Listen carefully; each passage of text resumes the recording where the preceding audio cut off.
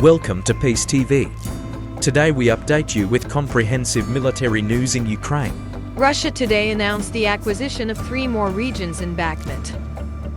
The Russian military said that the paratroopers set their pincers in Bakhmut and Wagner's forces captured 3 more areas in the city.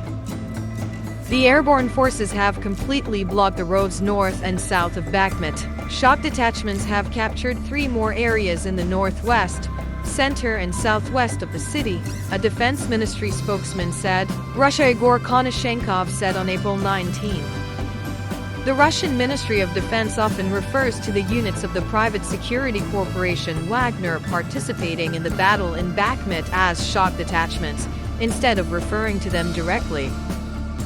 General Konashenkov said that Russia had blocked the Ukrainian army's attempt to counterattack Wagner forces in the northwest and part of central Bakhmut. Tactical Air Force and Army aircraft, as well as artillery of the Southern Army, supported the assault detachments. The Air Force made 4 sorties, while the artillery completed 67 rounds of fire within 1 day. Yesterday, he said.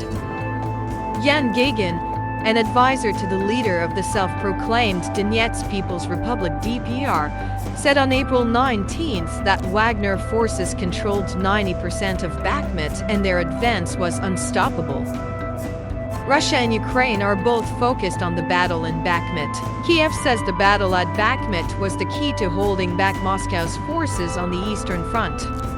Meanwhile, taking control of Bakhmut could allow the Russian military to directly target Ukraine's defenses in the nearby city of Chasiv Yar, while opening the way for 2 key cities in the Donetsk region, Kramatorsk and Sloviansk. British intelligence said that Moscow was withdrawing regular forces from neighboring cities to herd troops to Bakhmut, supporting Wagner to achieve this goal, while Ukraine had to give up part of the city under pressure from the British enemy. Responding to information on the Russian side, the Ukrainian military says its units are standing firm in the fiercely contested city of Bakhmut and throughout the Donetsk region.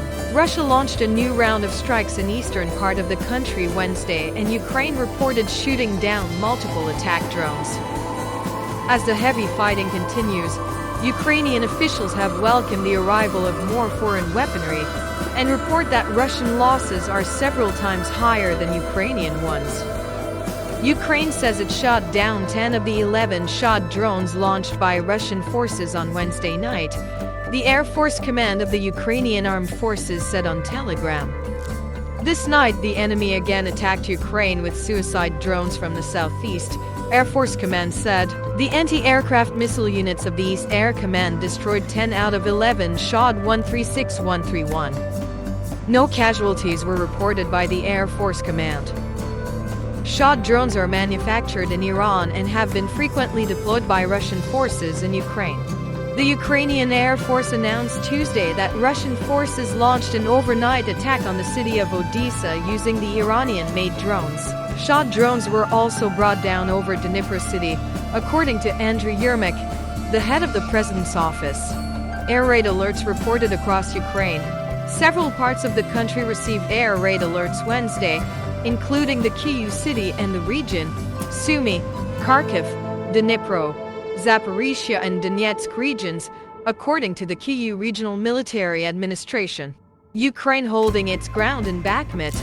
Amid heavy fighting in the Donetsk region, Russia is concentrating the bulk of its forces in Bakhmut and wants to take full control of the city, said Oleksandr Syrsky, commander of the Ukrainian land forces. Ukrainian forces are holding back the enemy's offensive, Syrsky said.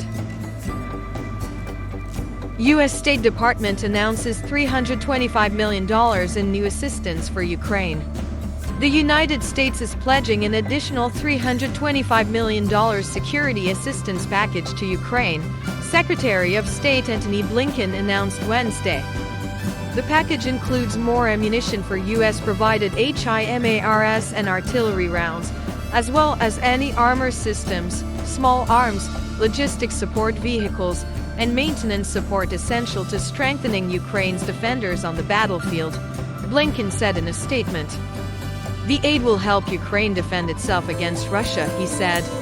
Russia could end its war today. Until Russia does, the United States and our allies and partners will stand united with Ukraine for as long as it takes, the statement said. Ukraine continues to receive Western equipment for both offensive and defensive units.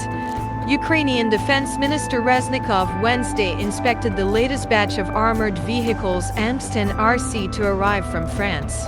Building a multi-level air and missile defense system as soon as possible is our priority, he said. This is to protect peaceful cities, critical infrastructure, and our people in the rear and at the front.